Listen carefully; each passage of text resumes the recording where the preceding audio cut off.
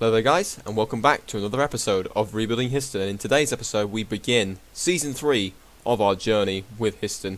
Before we get into our first game, which is actually against Hitchin Town, we played in a live com last year. Just one of those things I guess with the fixture list. We're going to actually go through what's been happening behind the scenes in terms of transfers. So we start off with the previous season, because we had a couple of deals that came through after I went off camera, after I finished the season review in the last episode. We're going to start off down here, just a couple of players that left us. Matty Harper I released on a free transfer. Didn't look like he was going to get any better. He's 25 years old. It wasn't looking like he was going to get any better. And I think I could definitely find some improvements in his position. So he was released. And Niall Conroy, our backup goalkeeper, decided to sign with another club. He went to sign for AFC Sudbury, who currently sit in the Ismailian Division 1 North. So he's dropped down a tier just to get some regular first team football, which I understand. I guess that it makes sense for one of those players to do that, considering he wasn't getting enough game time, with Bills taking the majority of the minutes in the net. And then we start off with our transfers in. We start off with Stephen Cox, who is primarily an attacking mid-left winger. So essentially I was trying to get some competition for Justin May. He's listed as a good player based off the stats. He's 30 years old, so he's probably going to be a one-year rental, which is what that was kind of the aim, to try and get some motivation from Justin May's side. Yes, they've apparently got the same star rating now, but when I signed him, he did have a slightly higher star rating, and I'm hoping that competition with him and May will result in Justin May trying to get better as a footballer. As you can see, he's 18 years old, Justin May. So I'm hoping he does progressively improve. He says he's going to be potential to be a Vanarama national left winger in the future. So I'm hoping the experience with Stephen Cox will allow him to fulfil that potential quicker. We then signed Jay McCartan from Hereford, one of our rivals. He wasn't being He got dropped by the Hereford team, and he was been playing in the under-23. So I thought, based off his stats, I thought, you know what, he could be a very good backup player, or even a starting player. As you can see, he's got the same star rating at the moment as Jack Utteridge and Luke Harding. That's pretty good, and that's pretty good. I think we need that depth at this position, especially if one of those players gets suspended, for example, like we had last year. And the fact he's made 37 appearances last year for Hereford, so it's not like he wasn't playing for them back in the last year. But yeah, that makes sense, because he was at Warrington before he went to Hereford. So yeah, 37 appearances for him. That was all right, and his average rating was 6.86. So that is not too bad actually to include into our squad.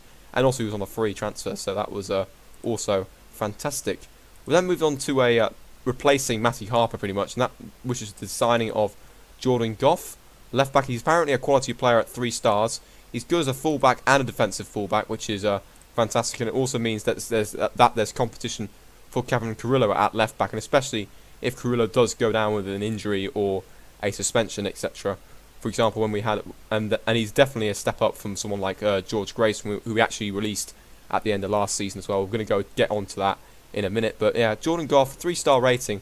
Carrillo's a half a star better than him, but that's good to have him as depth and as cover in case Carrillo does go down, and depending on if Carrillo is not having a good run of games. He probably is another one-year rental at 28 years of age, but we'll have to see how he does this year. And then finally, the last transfer we did at the back in the last season was this signing of a striker, James Difford. Now, based off the stats, he looked absolutely insane. He was released by Bristol City last season, or at the end of last season, and he was without a club until we picked him up at the back end of last year. And I thought, you know what, let's give him a go out. And his star rating is fantastic for a 20-year-old who is very well suited to Southern Premier League football and could be potential to be a Vanarama North or South striker, which is absolutely fantastic. And we're going to explain why I signed this guy in a minute. But yeah, I think this is going to be a very good replacement. He's also a poacher and can play at advanced forward as well, which is exactly what we need with the tactic that we play. And the reason why we signed him was because I decided in the end to let go of Aiden Glide. He was asking for way too much money for me to retain him. He was asking for like £400-500 a week or something like that, which I thought was just ridiculous for the player he was. And the fact that he was starting to decline as well. He was at a Vanarama North-South level, but he was dropped down to a leading player for most Southern Premier League sides. So he probably would have struggled if we did go up next season, and I just couldn't justify keeping him for £500 a week for one player. Yes, we had the wages for it, but I just didn't think it was necessary to or use that wage on just one player, especially at this level. It'd make him a bit too big-headed with the most money that the most money he's earning, and also his composure. If you compare that with James Difford, Difford's composure is 9, whereas Glider's composure is only at a 6. So yeah, a better composure rate from James Difford there. So I thought it was important to end up releasing him. Drew Horton, unfortunately, our young goalkeeper, decided to leave us to go and play for Ainsbury. I think that's how you pronounce it, in the United Counties Premier Division. So he's dropped down 2 divisions to go and get some first team football. It's a disappointment that he left, but it's one of those things, I guess, that happens every now and again. And then these three players, Josh Dawkins, Liam Dickens, and George Grayson. Well, Liam Dickens was a definite release because he wasn't good enough for the team in the end. Josh Dawkins, he just had a very bad attitude, and he just wasn't good enough when we played him. Is the fact that he every time I gave him an opportunity, he just kind of messed it up whenever May messed up. So it's very disappointing. The fact that he got an average of 6.9 at St Ives the previous season before we signed him was really, really frustrating. The fact he was only getting a 6.59 for us in 15 appearances that we made with our team. So yeah, frustration in the end. We then also released George Grayson, which is why we signed Goff in the previous season, because I thought we need Jordan Goff for the left back position, because we didn't have a backup cover, and Jordan Goff was a better version of George Grayson. And then finally we released Labros Michaelidis, because again, another player that I just didn't see improving, as it says, it's unlikely to improve in the future.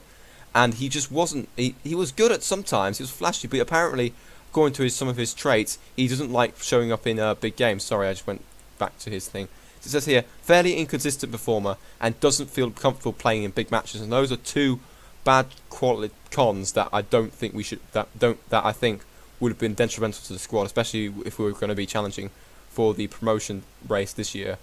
Last year it was fine because he was at a higher level. Oh, not last year. Last year, and also 2 years ago when we got promoted into the Southern Premier Division, it was okay because he was still at level of Southern Premier Division football side, so i.e. the tier above. So it didn't really matter if he wasn't playing bad in important matches, because we had other players around us that actually managed to get the results necessary. So yeah, one of those things again, and also his wage demands were also silly. So I decided to let him go, and then we've got a couple of players that have gone out on loan this year. And in terms of players that we brought in at the start of this season, we brought in a new backup goalkeeper in Luke Colquhoun. We paid £1,000 for him. He's only 22 years of age, so he can definitely get better as the seasons progress. He's better as a sweeper keeper, which is a bit of an annoyance, but we can get him developed actually as a goalkeeper, which I'm actually doing already, which is fantastic. And I'm hoping if I can go back to the player. He's at 1.5 star rating, which is about the same sort of level as Niall Conroy. Yes, he's a leading player for most regional first division sides, but I'm hoping when he does get the opportunity, he does improve, and the player development also improves him, and he can be a regular challenge to Reece Bills, who has definitely cemented himself as the starting goalkeeper at the moment for us. And it would be nice to have a backup goalkeeper in case Bills does go down with an injury or something like that. We then moved on to sign Danny Waldron, who was another 1-year rental player, I think, considering the fact that he's 29 years of age, but he's a quality player based off his stats. He's a very good balling midfielder, so it means we have that depth in case Alfie Davidson, Callum Frew, Simeon May all decide to pick up red cards, etc. And I think it would be nice to have a good player at this level just to take the pressure off guys like Alfie Davidson, who are still young players who are trying to make an impression and improve as the season progresses. I'm hoping Davidson has a much better season in terms of his discipline. He's unfortunately suspended for this game coming up, but the fact that we have Danny Waldron in there is fantastic as well. So that a player that really likes playing at the ball-winning midfielder role is fantastic. So fingers crossed we can carry on with what we're doing. We're focusing on his marking, which is probably his weakest trait out of everything. Positioning is at 7, but marking is definitely his worst stat at only 5. So I'm hoping that doesn't come back to bite us when he does end up playing games. And the last signing, which was a bit of a annoying signing in the end, because based off the scouting reports, he said he was going to be a good signing for us. And this was Brian Schmeichel from Stourbridge. Unfortunately, though, he's only at 1.5 star rating, which is exactly the same rating as guys like Justin May. In fact, he's worse than Justin May and Stephen Cox. I thought I was signing someone that was better than that. So really, I've kind of made a boo-boo with this signing. But I'm hoping he actually... oh no, he's actually playing... No, sorry, I'm looking at the wrong side. Sorry, I thought it was an attacking mid-left. I thought he was attacking mid-left. He's attacking mid-right, who was meant to challenge guys like Stephen Reed and Simon Bonner. Apologies, I completely messed up that the positioning that he was on there. So he's on the same... he was meant to be better than Steve Reed and Simon Bonner, who are both young players who are trying to get better. But I thought I would try and get a veteran in to hopefully try and get them better and also provide some more competition. But it turns out his star rating is about the same as those two players, so that's a bit of a disappointment in the end in terms of this signing. I'm paying him £70 a week, so it could be much worse. It could be paying him a triple digit salary. So it's not the end of the world that we've signed him, but I'm hoping that he provides a little bit more competition to those two players, and maybe as a teaches Steve Reed and Simon Bonner to get better and also continue their development as the season progresses. So that's the signings. We also made a couple of signings when it comes to scout. We've got a new assistant manager in Ross Thompson. He was a little bit better than what we had before, and also considering the previous assistant manager decided I didn't want to work with you anymore. So that was a bit of a frustration, but it's nice that we've got a new assistant manager who's better in terms of the stats compared to what we had before. We've also got a new fitness coach who's got a little bit higher fitness in terms of his coaching qualities. He was at 15 as opposed to the last guy who was on 13. We've also got a director of football, and that's Luke Oliver, who used to play for Bradford City. I do remember him as a Bradford City player in the early part of the decade, and he went off to play for Forest Green, Aldershot, and then ended up at Dulwich Hamlet to end his career.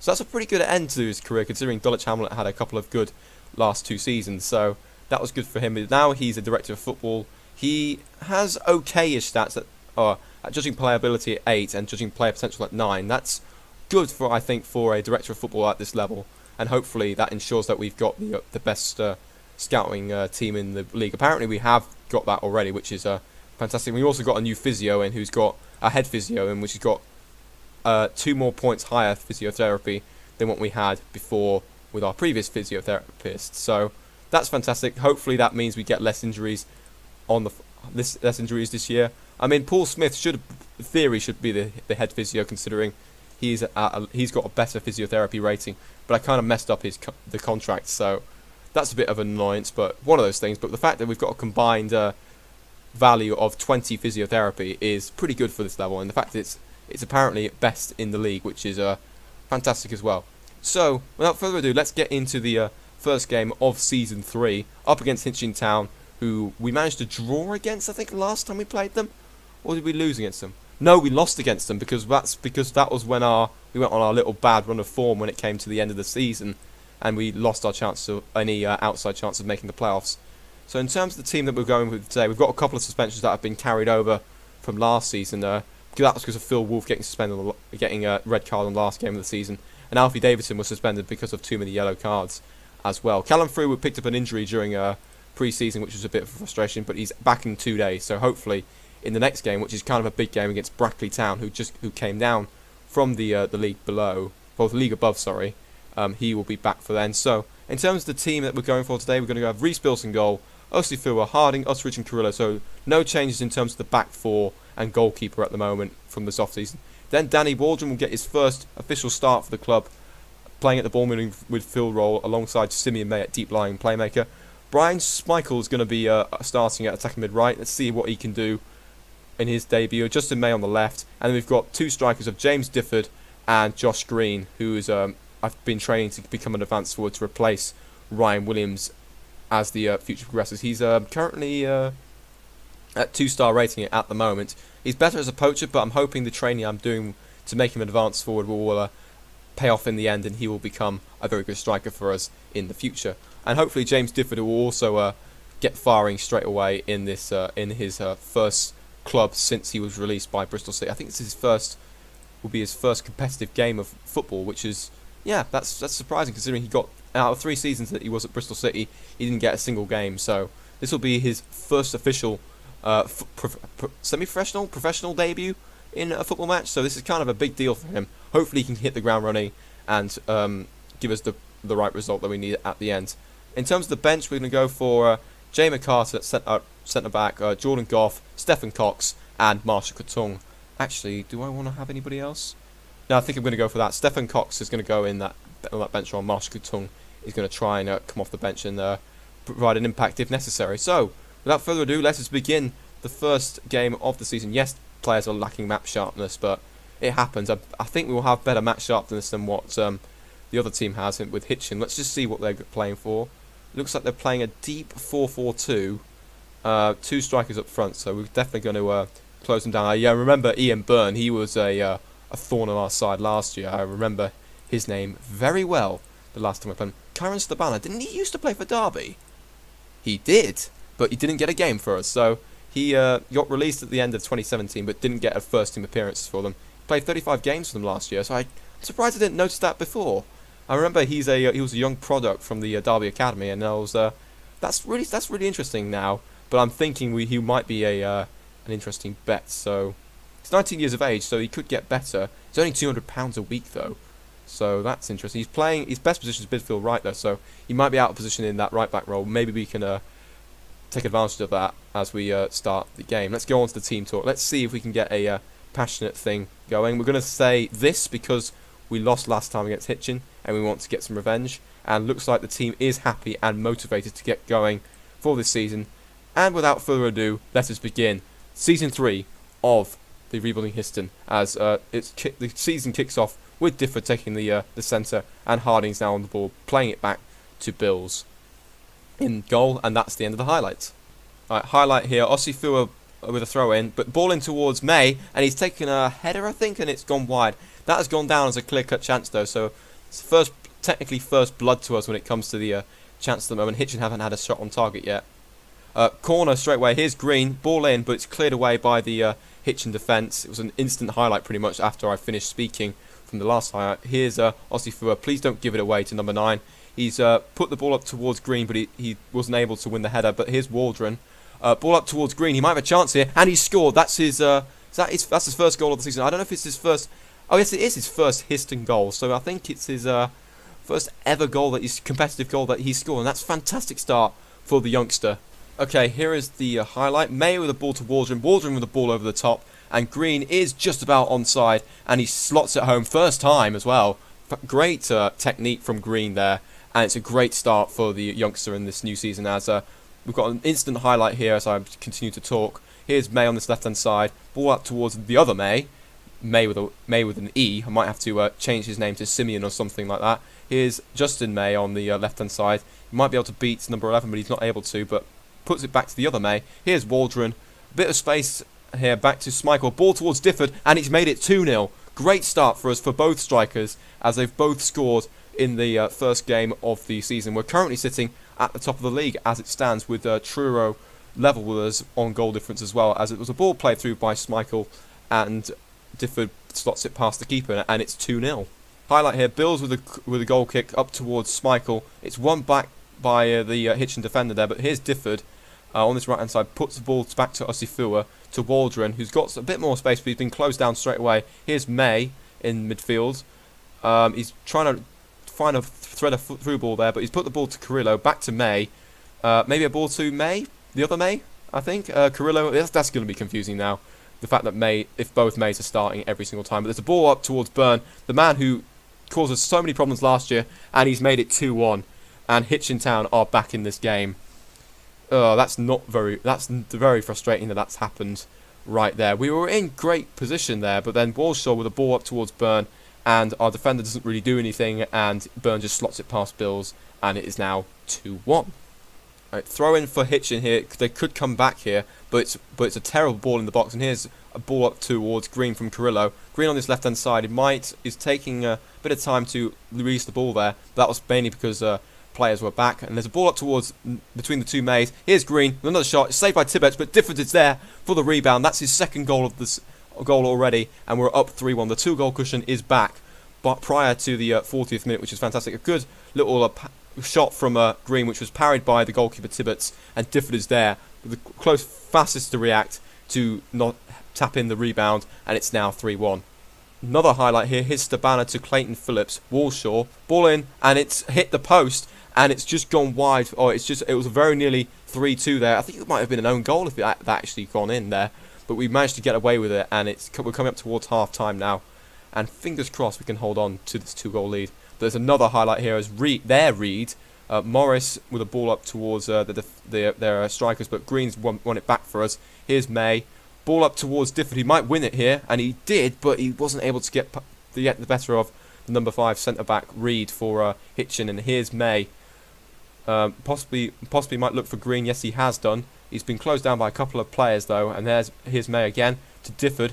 Might take a shot, but he's put it through to Green, and he's made it 4-1. Both strikers have scored 2 goals today. Fantastic start for both players here, and also it looks like there's a good chemistry between the two because they seem to be assisting each other throughout the game. I mean, their first goals weren't assisted by each other, but their 2 second goals were assisted by each other. So either indirectly or directly, with Green's shots at the for the third goal and Difford tapping in. But it's a fantastic that they're both on the same wavelength, and they've got great ratings already at 8.9 and 9.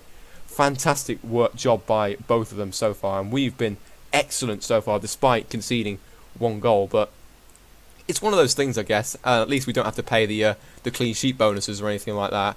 Gonna go for that and see if we can carry on our momentum. Hopefully we can. We're pretty much out of sight here, but you never know with the Southern League or the non-league. It could easily turn on its head straight very, very quickly. But we're going to keep our momentum going here, and we might make some alterations ready for the next game, which is away at Brackley Town, as I mentioned before earlier in the episode. As Osifua puts the ball up towards Green. Green might be through on goal, but he hesitated a little bit. But Morris is there to clean up for Hitchin, and that is the end of the highlights. Free kick for Hitchin. Free kick hits the post though by Pring, and they have it. That was another chance for Hitchin to get back into the game there. But unfortunately for us, it does stay out. That's the second time they've hit the post today. Right, it's time to make our first substitution of the season. Let's see who's not been playing that well. Justin May hasn't been playing that well, but we've got a couple of players in terms of their conditioning who aren't doing that great. But we don't have any midfielders, which is a frustration. I think we might have some in reserve ready for the next game. But I'm going to bring on Stephen Cox for Justin May for 25 minutes. See what he can do. Maybe I might bring on take off one of the centre backs because there's one on the yellow card, and I don't really want him suspended. So I might bring on Jay McCartan actually for Jack Utteridge. But I will leave it at that for now. Actually, I might bring off James Difford and bring on Marshall Tung for 25 minutes. We're going to leave it at that for now, and then see what happens. Highlight here, Green with a free kick up to Grillo. He might put the ball into the box here. He's very deadly from this sort of situation, but he's closed down and won back. The ball was won back by Stabana, the ex-Derby player. And there's a ball towards Byrne. He might hurt us again, and he has done. It's now 4-2 with 20 minutes or so to go. Ian Byrne has now scored 4 times against us in the last 2 appearances. Last 2 times he's played us. It's another simple ball up towards Byrne, and it is a one-on-one, and he slots it past Bills into the left-hand corner of the net. We've got to make sure we don't throw this away with 20 minutes to go. Okay, now the fact that we've got both our centre-backs on yellow cards, I'm going to take one off. Luke Harding is going to come off, and Jay McCartan is going to make his debut as well in this game for the last 10 minutes. Hopefully we can shut up shop, and we can maintain this 2-goal cushion that we have with 5 minutes or so remaining. Entering into the last few minutes now, and Leamington have actually gone ahead of us because they've managed to score 4 unanswered goals in their particular match, so they're now top of the league, but we're still second at the moment as we come up towards the last few seconds of the game. It's a fantastic win for us to start Season 3, and it's a really good momentum for us if we want to have a good season this year and challenge for the possible promotion at the end of the season. 4-2 win. We're currently sitting in second place at the moment. Yes, we conceded 2 goals, but one of those things really. Ian Byrne was it seems to have our number in the end. So it's a great start to the season. Let's hope we can carry that on into the remainder of the campaign. Okay, in terms of the fixture, what we could do next, it could really be up in the air as to who we actually play at the moment. Because again, as we learnt last year, the amount of games that were rescheduled because of cup competition, because of frozen pitches, because of waterlogged pitches, etc. It could really be any one of these teams that comes up in the next episode. I mean, ideally, it might be nice to play Hereford again. This time we would be away from home at Edgar Street, but that would be cool. Also, Truro at home as well, because they beat us, and that resulted in us not being able to challenge for the playoffs. which would have been fun, but I don't think we would have actually got promoted that season, even if we did make the playoffs. So we might actually try the Truro game on the 22nd of September, but depending on how many games get crammed in here, depending on the FA Cup and the FA Trophy, etc., we may end up doing like an earlier game, like a Weymouth or a Hereford. So we'll have to wait and see on that. I hope you guys enjoyed today's episode, which is a great start to us. Ignore all this red at the top here with all the friendlies. We were playing all Football League teams like Cambridge and Preston, who are in the Championship, Reading, who are in the Premier League. So to only lose 3-0 to a Premier League side was actually fair. Was actually all right. I think yes, we lost, but they would be expected to win that game. So, and we held our own for 45 minutes before they scored. And the fact that their 44th minute, 45+4 match or opening goal shouldn't have counted because there was only 3 minutes of added time at the end of the first half. So that was a bit of a frustration, but yeah, that's one of those things in the friendlies, and it was just to get blood the teams together. The fact that we were scoring goals against some of these Football League teams was fantastic as well. We were really giving Preston a run for their money as well, with being it was 3-3 by 60 minutes. It only took 2 last-minute goals from Owen Doyle and David Nugent to bring them back, or allow them to win the game there. So one of those things really, but the main thing is the fact that we've got the real season stuff started in the right possible way, with both our strikers in fine form straight away and hitting the ground running straight away. So I hope you guys enjoyed today's episode with this win, and if you did, please leave a like, comment, subscribe, and I'll see you for the next episode, which will be one of these games, probably will be a September game.